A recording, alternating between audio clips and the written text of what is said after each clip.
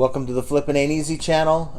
This is John once again, and today I want to talk to you about the eBay fall update that's coming out and the item specifics changes that's really at the heart of these updates. So without any further ado, let's go.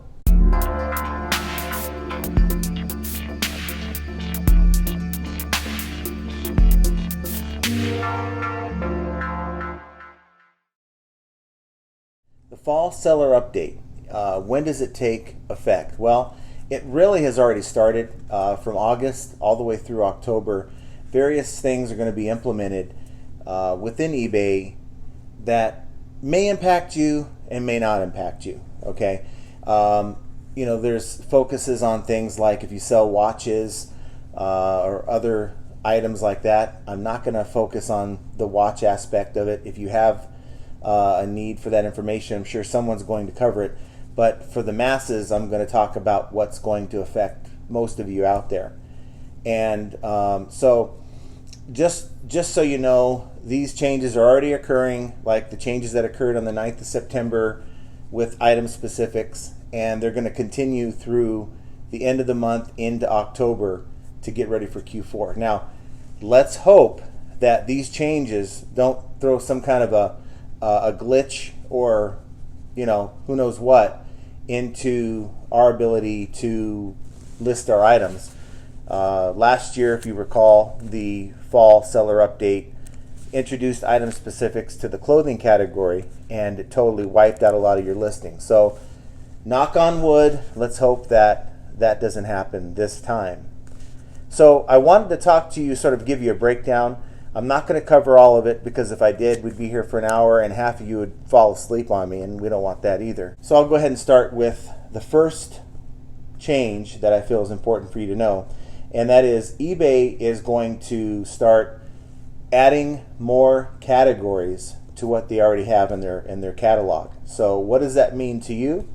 That means if your item is in a category right now and they branch out that category, and maybe they feel like your item is no longer meant for the root category, but now should be part of the subcategory, your item will be changed over to that subcategory, which is not a big deal on the surface. But what you don't realize is whenever they change you from one category to the next, it sometimes can result in a different fee structure for your final value fees.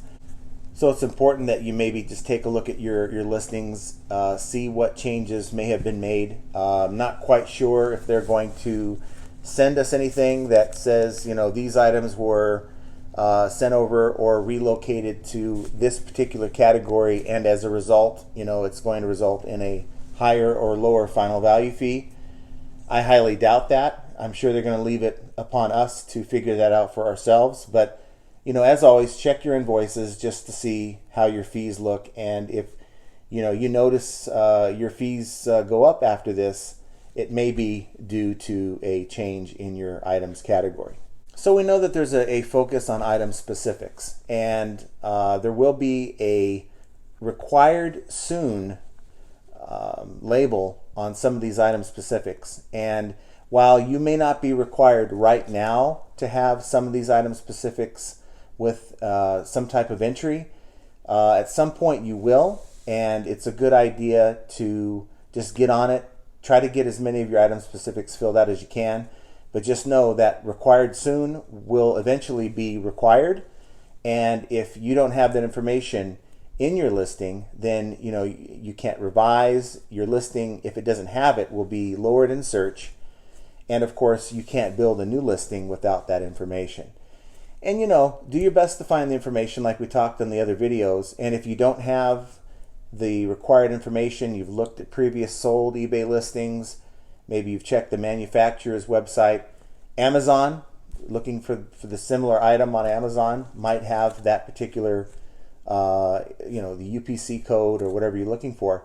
But if you don't have it, just put N/A/NA, not available, and that should suffice. You'll be able to get past eBay's requirement that you have that some kind of a value in that field. And some of you may have already noticed it. I have. That in your Seller Hub overview, it may show you, eBay may show you, here are some listings that you need to review that have some item specifics that you need to update.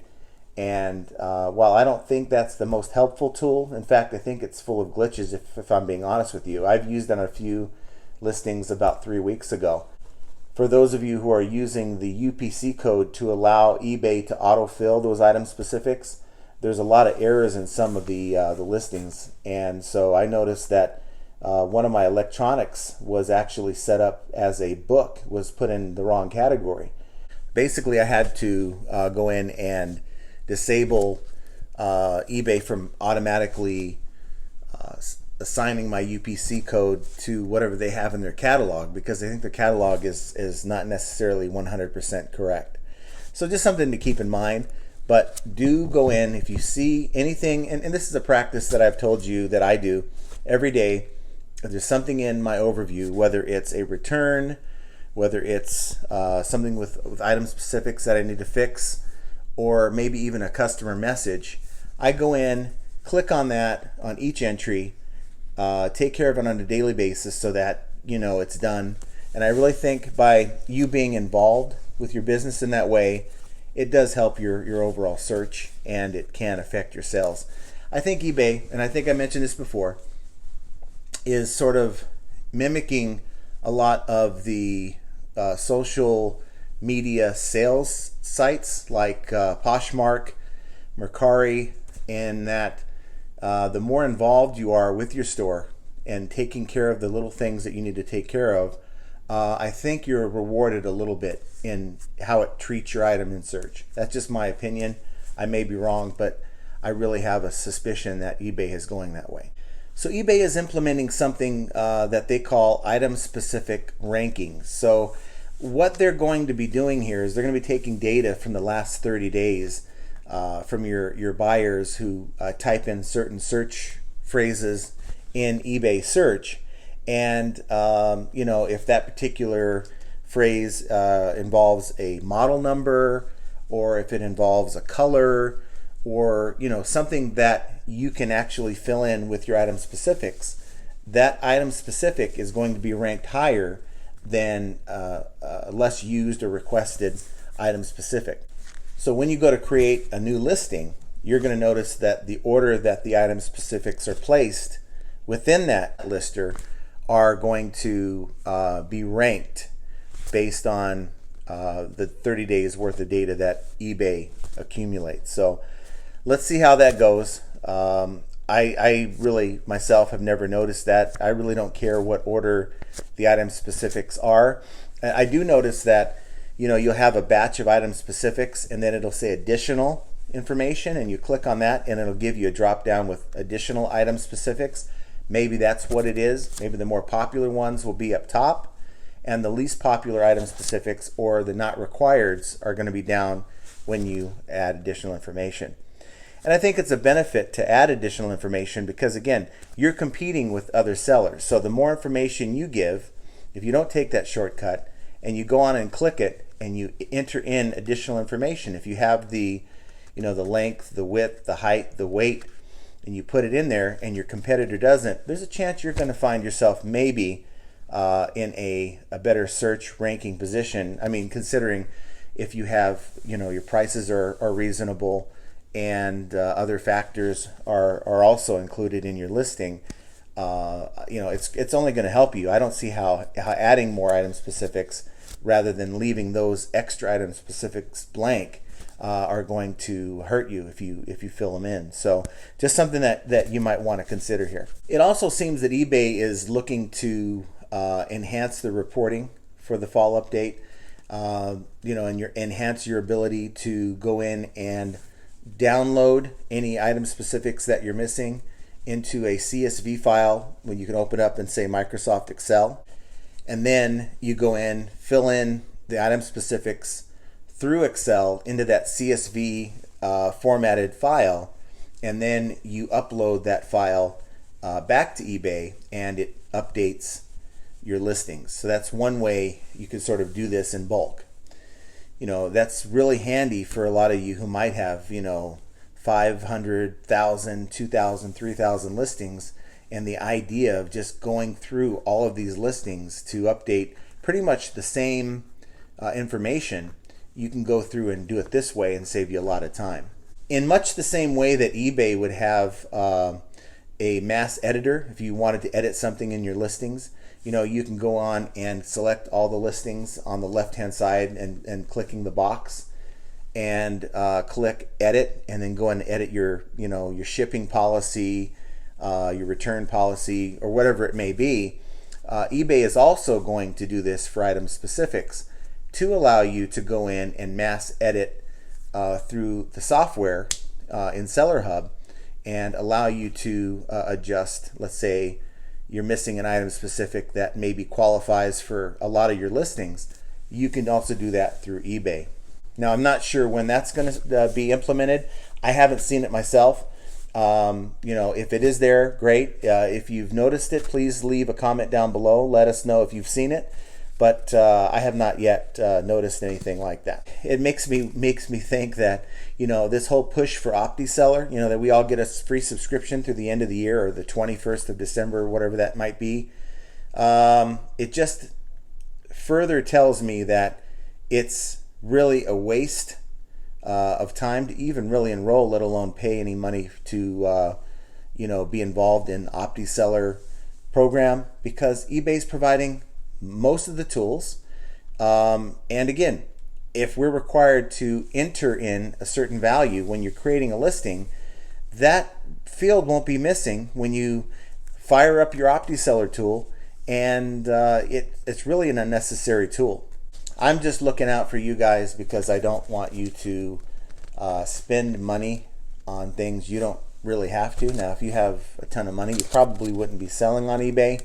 But really, part of running a successful eBay business is, spending your money wisely on expenses. So I don't see Optiseller as being a wise expense. Now, item specifics, like I said, you're going to start getting reminders through eBay when you log in that you're missing certain item specifics.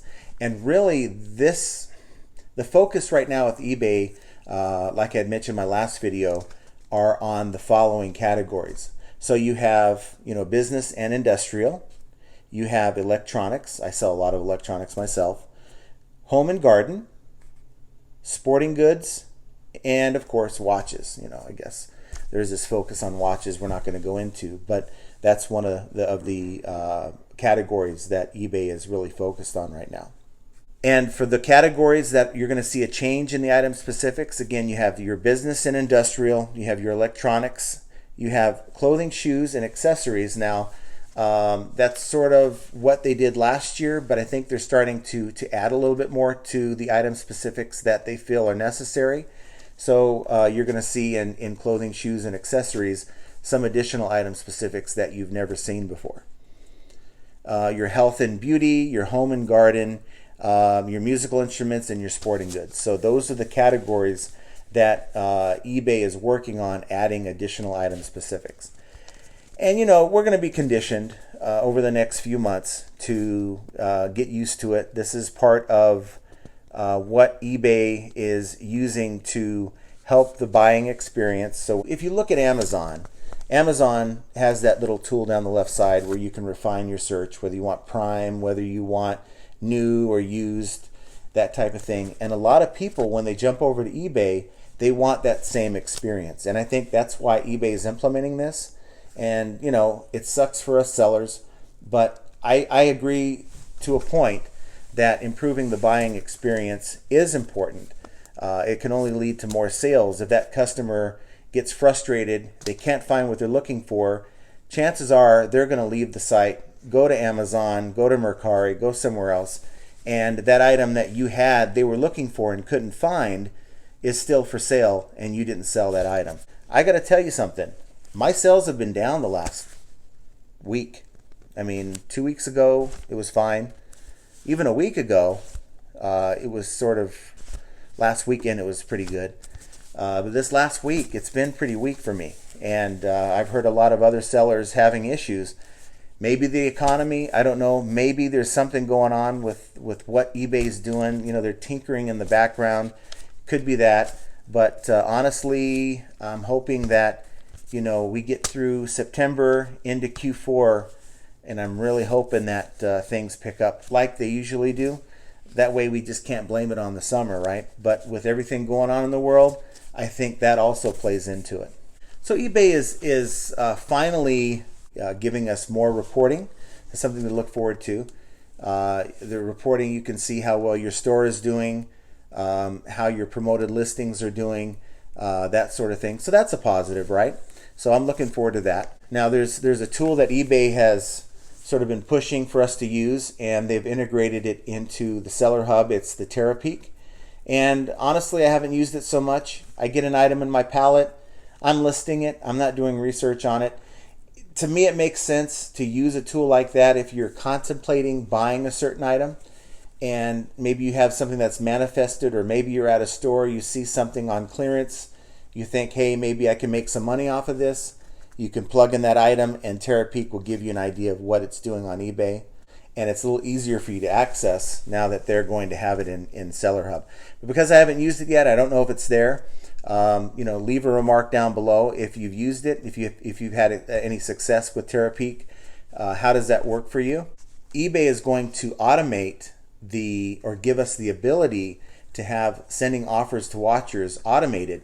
Now, I won't be using that feature because, I may have an item that's been sitting there for a long time. That item I might be willing to discount a little bit more than, say, an item I just listed. And, for me, it just really depends on the item. And so I'm not going to automate anything when it comes to sending offers to buyers.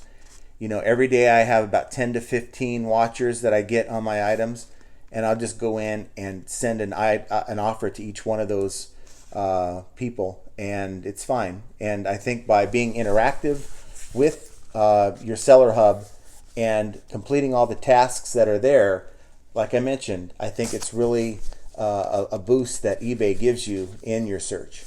And I know some of you guys don't even like the whole sending offers to watchers, and I can understand why. So it's just going to be something that you're going to have to try. And if it works out for you, great. If it doesn't, just forget the feature altogether. But I'm letting you know that's an option for you here pretty soon. eBay is going to start making recommendations to all of us for the promoted listings. So they're going to recommend, we think you should use 5%, 6% promoted listings. Now keep in mind, eBay made a grip of money off of the sellers last year. In fact, they made more money last year off of fees on the sellers than they really did by additional sales. And I'm sure that this is part of the push to really get you to focus on maybe upping your promoted listings. I myself use 1%. I don't see a need to go any higher than that. If someone wants to crank up their listings to 5-6%, good for them. But chances are I'm probably going to have a better price than that person. So, it's just something that you have to tinker with. 1% is where I'm at, and I'm not budging. I don't care what eBay says they think I should do. Really, I'm going to stay where I'm at. And unless I can find someone that can show me where I'm wrong with that and why I should crank up my my promoted listing percentages, I'm not going to be suckered into the money grab. And the last thing I thought it was important to talk to you about is the need for you to be at least above standard, top rated seller or top rated seller plus. If your account is below standard, you are not going to be able to promote your listings anymore. So if you have items that are already promoted and at some point in the middle of the month, eBay determines that your account no longer meets above standard or better, you're not going to be able to participate. Now, my finding, at least from what I've done here with some of the tests that I've done on my own items, if your item is not promoted, it may not always appear in search. And if it does appear in search, it's definitely not, chances are it's not going to appear in page one. Now, For those of you who have one-off items, maybe you don't have many competitors, of course your item will appear in search. But I'm talking about if you're selling an item that's saturated, let's say clothing. Clothing's really saturated. And so I could never in my mind think about selling clothing without promoting my item, because there's so much competition out there. So if you are a seller that's selling clothing and you're below standard, you're going to have a really tough time really getting a lot of traction. So it's really important, whenever that customer opens a return, you get on it, you don't let it time out, you don't let eBay step in and close the case on you. Always be on top of your account every day. That means on a weekend you're spending 10 minutes just looking at your item overview on eBay, the Seller Hub, just so that there is maybe an outstanding return or return request, that you're on it. Get on it and make sure you process that return request, because those defects will hurt your account, and depending on the volume of sales, you could be dealing with a below standard for months. So don't put yourself in that position. You succeed in this business by being proactive with your account and with your customers, okay? And even answering a message with your customer, you can resolve so many potential returns and negative feedback situations than the seller who maybe disregards that, doesn't even notice it. I get a lot of people leaving messages down below that, hey, I got this defect in my account, and usually it results from them not being proactive with the customer. So do yourself a favor, keep your account status at least above standard, and you won't have to deal with that. So a lot of information to cover in this video. I apologize for the lengthy video today, and I usually try to keep these videos around 15 minutes, but I feel like this information is important enough to bring to you. And if you follow a lot of these guidelines, you'll be okay. So in the next month, you want to get ready for Q4, and by making sure your items have the proper item specifics, you'll be well on your way. So if you like the information, please hit that like button. Please subscribe to my channel. Flippin' ain't easy, and we'll see you next time.